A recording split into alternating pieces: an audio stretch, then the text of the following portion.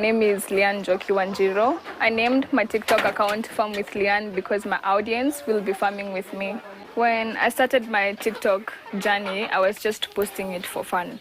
But I have an aunt of mine, she's very supportive. So anytime I used to get like 20 likes, she's like, you should do it again, you should do it again. So she's the one who pushed me into posting more. Then I noticed that there are some people who are interested, but they don't have the funds and they don't have the space. So I realized that they can live their dream through me. I realized that my engagement in my TikTok account was increasing when I started posting more about my layers rather than my broilers, because I had started with my broilers. I thought people were going to be interested more with broilers because of how they grow fast and their markets. And I also was doing it so that I can get market from my views. So when I started posting about my layers, I realized that the engagement is more higher than for broilers. And my first video that went viral, I was just posting me collecting eggs. And the most thing that fascinated people is the noise that the chicken were making. So everyone in the comments, they're asking, how do you live with that noise? I cannot stand the noise. And most of them were ladies, and they told me they can't because they fear chicken. Funny thing, as I told you guys, I've been raised by my grandmother since I was young, actually. So you're going to be shocked when I tell you this. I started engaging with this chicken last year. Sikuwa naingianga kwa kuku mimi. And my whole life ameishi na hizi kuku. Sikuwa naingia. And anytime angeniachia hizi kuku, I used to pay someone and tole mayai. So when my video went viral, a lot of people, I had more than 400 message requests. I had the calls and everything. They were so overwhelming at first, and everyone in my family was calling me and telling me, you've been posted on Twitter, you've been posted on Facebook, you've been posted on Instagram. So at first, actually, I had to switch off my phone because I never expected that. I was just posting like my normal, let me post this video. I have a diploma in a medical course. And we all know how the government right now and the provision of jobs is. So when I was done with my college, I went to an internship in a hospital in Kahawa Garrison, Ile ya Jeshi. And then after that, when you're done with school, you always have high hopes. I'm going to get a job, a high-paying job in a high-end hospital. But those dreams were crushed very early. Yeah, when I was going to, look for a job, not even a job, a paid internship, they were refusing. And not only me, most of the people that I graduated with. So I sat down. By then, my grandmother was still a poultry farmer. And then last year, she decided to stop because she has her gardens. No kuchini, okay, mnaweza ziona mkichungulia hiyo, lakini ni za watu wengi. So she farms lettuce, cauliflower, broccoli, which are very good and profitable. So she said instead of her tiring herself with the two, she decided to concentrate on one. So these houses, they became empty. I texted my mom and I told her, instead of me going each and every day, updating my CV, changing my CV, writing resumes, I can just start poultry farming. So early this year, that's when I told my grandmother, what if I just tried the layers?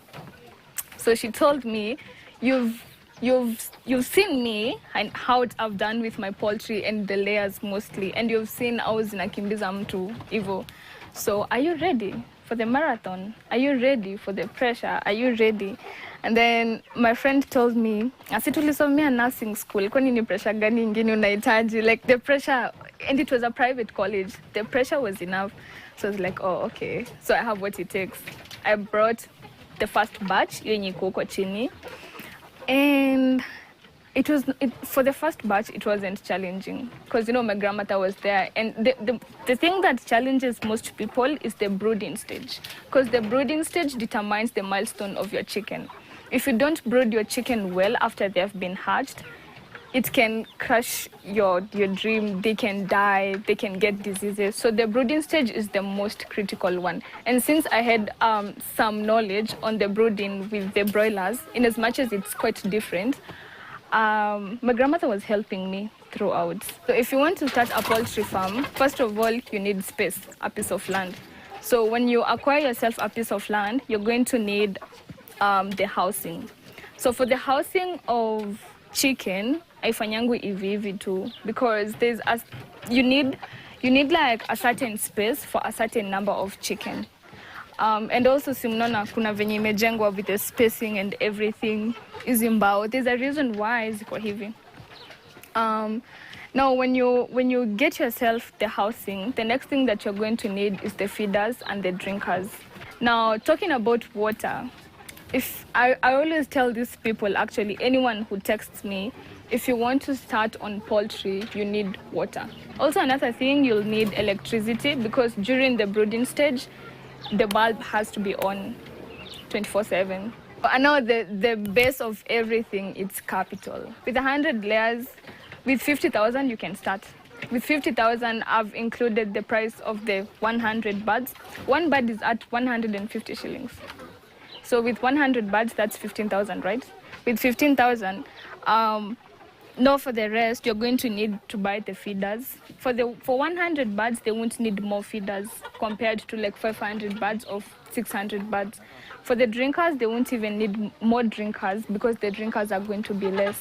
And then, but no, that's the startup capital. Let's not forget that. At the end of the day, if you want to start, like especially layers, you need to have a continuous source of income. Because remember, we have said they always start to lay eggs from 6 months, even others 5 months. So you need to have a continuous source of income yenye itakusustain at least your 50,000 ikisha. Ukitaka kununua feeds, unanunua feeds zenye zinakulast at least 2 weeks, unasonga hivyo. When we talk about profit, broilers is more better for short-term profits. But when you talk about broilers, I always tell people this. Broilers, it's like gambling. You're risking your money. You're placing your money on something that you don't know if it's going to bring you returns or it's going to give you major losses. So the reason is because the market for broilers fluctuates. Unaona market ya broiler, Monday kunaweza kuwa kuko flooded, okay? And then on Saturday zinatafutwa like a diamond, zinatafutwa literally. Even though market ya broiler inakuanga. So in as much as hata utaki kuweka broiler ati una time the market, you can never time the market for broilers. Okay, that's first thing that I always tell people. Secondly, broilers eat a lot. When you're feeding them, in each and every week, there is a ratio in which you're supposed to feed your chicks. Your chicks, and also now when they become mature chicken. So for a 0 to 1 week old, venye inakula, si venye a 1 week to 2 weeks inakula, because you see they grow fast. So if you don't feed at the right time, you're going to delay the milestone. For the brooding, it's not difficult, because most of the vaccines zinakwanga zimefanywa. The only vaccine unafanyanga ni ya gumboro, but you always do it, uneka tu kwa maji. That's the only way. You see now for broilers, you need to have market. What helps is kuna kwanga na, no, I can't call them brokers, because naona kuku yako ikifika kuchinjwa, si mimi nachinjianga customer. Huyo customer anakwanga na watu wa mkono. So hao watu wa mkono ndo wanazungukanga in this village of ours wakiangalia nani ako na broilers zimetosha. So they are the informers. So you need to have their contacts. Wanakwanga wingi by the way. You need to have their contacts. Ndo broilers zako zikielekea 4 weeks ama ukiona ziko at the right weight, you call them and tell them, my broilers ziko ready. Nitafutie market.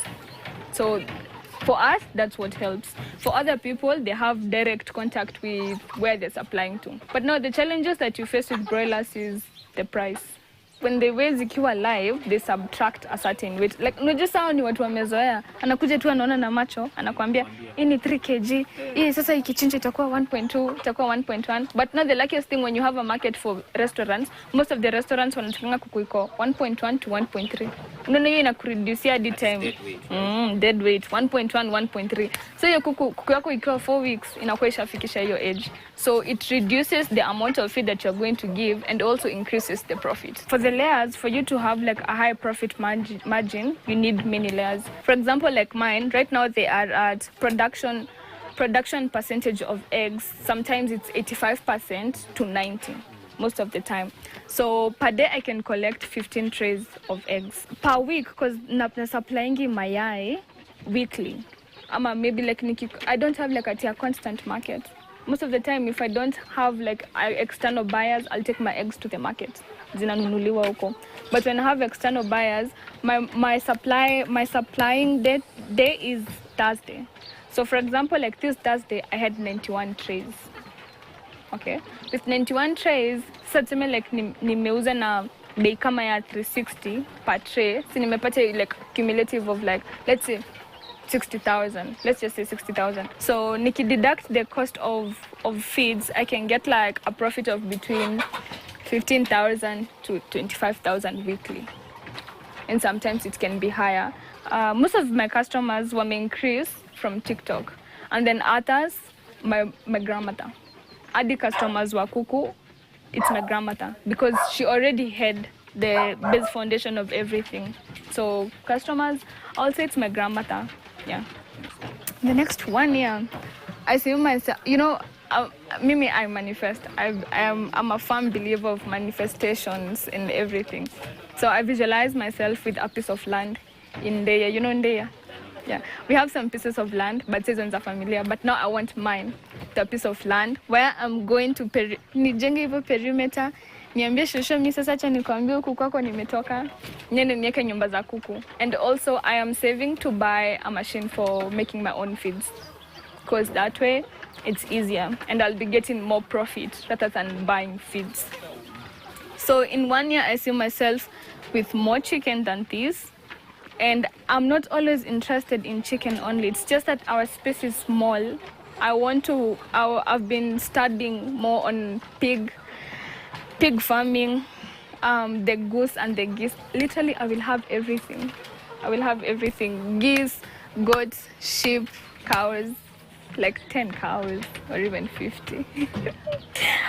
If you're a Gen Z out there and you're wondering what you want to do, I would advise you to start with poultry. It's challenging, it's tiresome, it's time consuming.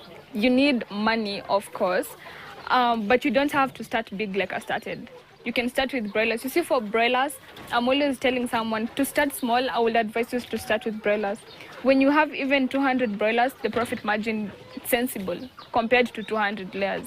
For broilers, with your margin, 200 broilers unaweza pata hadi profit ya 15,000 if you sell well. So imagine getting profit ya 15,000 within a span of 4 weeks, and let's say umeleta 200 broilers this week, and then next week ulete 200 broilers. So that means in 5 weeks unapata profit ya 30,000 or even more. So poultry farming is good. So if you want to do it scared, do it tired, do it when it's not given, you know, because people say that. Do it even when it's not given. Just do it. Don't listen to people. You know, people will discourage you. And also, if you're a poultry farmer and you have acha kuku mingi, because I have a friend actually akona kuku mingi kunishinda and he's 23 and he doesn't post anything. So if you're a poultry farmer, you're out there and you have so many more than me, post. But just post your content. You don't know where it's going to get you. Just post it. And also for those who are employed, maybe you're employed and you don't have space, and maybe back at home kuna space, I'll advise you, una save kidogo kidogo, you buy the things pole pole. You know, the building materials, just without pressure, and with time you're going to get there. Because most of the time I'm always telling people, don't compare yourself to me. Remember me already nilikuwa na nyumba za kuku. Otherwise, kama sikuwa na nyumba za kuku, half of my money zingeenda kwa kujenga structures, and I wouldn't even have as many poultry as these ones. So for me, my advantage was I'm using my grandmother's houses. But at the end of the day, I'm not going to use this forever. I have to save so that I can have my own. Niache kurely on hers.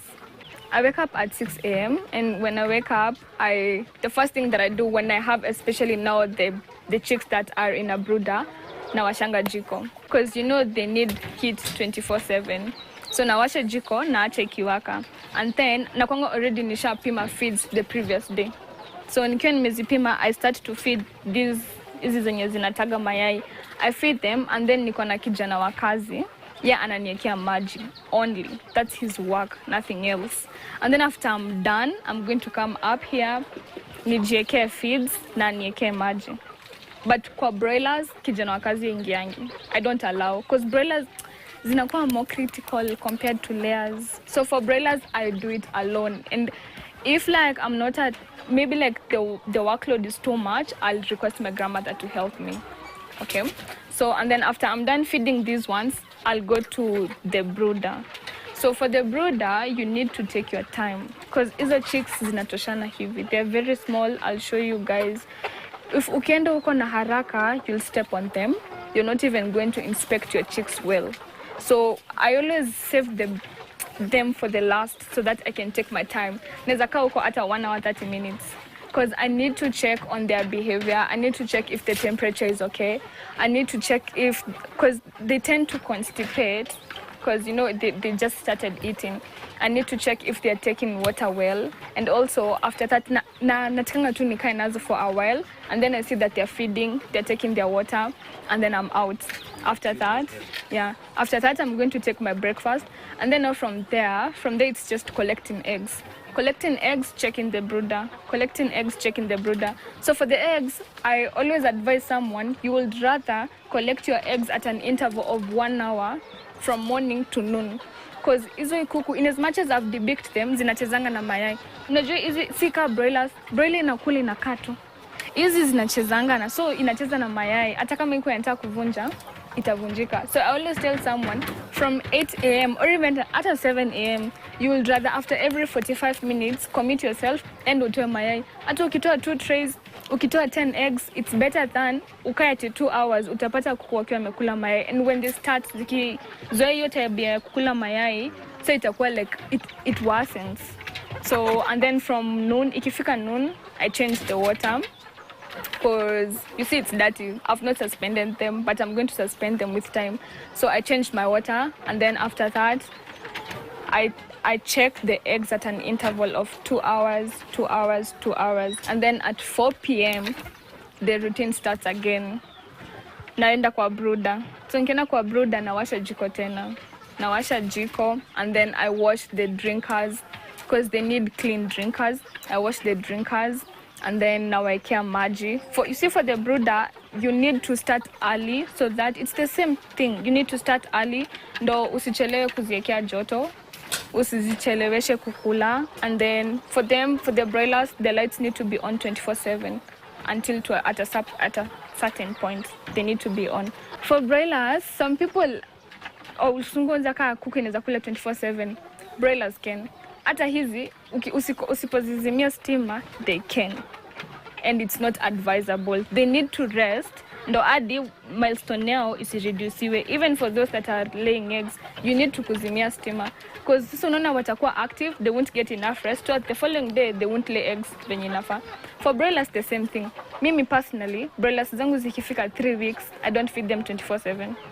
But the first 3 weeks, I feed them in the morning, in the evening. In the morning, in the evening. But zikifika 3 weeks, I limit. I was advised that by a vet. He told me, so ujue, ikifika 3 weeks, hapo ndo ina gain weight. And ukiacha usiku ikikula, unaona inasonga sana, it won't gain weight. So you'll rather unazizimia stima, they sleep, they rest, and then unazipea unga. So at 3 weeks, my broilers, mine, because some people feed 24/7 continuously, hadi zenye zinachinjwa. At 3 weeks, my broilers zinakula once a day. And also some people ask if layers eat twice a day. No, layers eat once a day. Nikiziekea unga 6 a.m. tutapatana na food kesho 6 a.m. For broilers, week 1 to week 3, 6 a.m., 6 p.m., 6 a.m., 6 p.m. And then from there it's just 6 a.m. Jioni kenye unafanya unaziekea maji because they need water. Or for diseases, there's something called biosecurity. For biosecurity, first of all, it's like allowing strangers into their house. It's not advisable. Also, you're supposed to, you see, I have pets. I have a cat and a dog. Hawaezi ingia. Actually, they know. Hawaezi ingia. They can't. They just wanajua lekata wanachapangwa na shosho. So you have, since they are young, walifunzwa, you're not supposed to be in here. You're not supposed to be atakaribu na hapa. So that's another thing. You also need to avoid birds. These birds too, hata ikikuja tahiri tu uifukuze because they come with diseases. Another thing is you need to, simnona mimi niko na viatu za kuku. Some people they create a solution like a foot bath. Una dip your shoes and then unaingia. Another thing, you don't just ekea food kwa feeders hivyo tu. I wash them twice a week. But for the broilers, the drinkers especially, the drinkers you wash every day. Hakuna cha ati sijui twice a week ama nini. You wash every day, every day, every day. When you want to bring chicks, you need to prepare the brooder. So first of all, I'm going to talk about broilers because broilers ndo nashindango ukichange. You need to change the litter. Litter iko huko nitaonyesha. It's different from this one. Inakuwa imekauka. So you need to change the litter. For me, I divide my litter into half. Half of it I sell, half of it I give my grandmother. Yeah, for her farm. And then I buy soda ash, you dilute them, and then unamwaga huku chini. And then the moment umetoa litter, it's not the same day unajenga brooder and you bring your chicks. You need to give it time to breathe because it has a lot of ammonia and it burns, and it can also introduce diseases and infections. So after you have disinfected your brooder, you give it 2 days, and then inajengwa. Mi yangu, it's just simple. We use the gunias and everything to maintain the temperature, and then from there after naleta chicks zangu, the previous day I disinfected again. I disinfected and then nikamwaga these food shavings. I've never thought about doing kienyeji and they improved. I've never thought about it because I think it's because my grandmother has never done it and I've not seen anyone doing it around here. So I guess that's why I've never been interested, because actually so many people are asking me about them. I don't know anything about them. The kienyeji, and they improved. And there's another one called kuroila. I don't know anything about them. Yeah, only know about these commercial layers and broilers. So many people are asking to come and visit. So many people are asking to be trained. It was just so overwhelming. So he told me, what you have to do, you just have to sit down, take a breather, and then start responding to the comments and to your messages. So I decided to do that, just slowly, but I was surviving on so many cups of coffee. So many, because I had to balance between my social media and also with my work. And if you know well about poultry, this needs too much of your time, and you need to be committed. So, and then I got the hang of it, and then I realized this actually could be a turnaround of my whole view of posting on TikTok and also the poultry journey. And most of the people who are reaching out, they're people who are my age, 23, 22, 21. Yeah. I also have elder people who are reaching out, but large percent is people who are my age. When it's cold, for the layers, the production of eggs reduces. It reduces. But when it's warm, it's good. Actually, when it's warm, that's the best weather. For broilers, when it's cold, they don't grow well.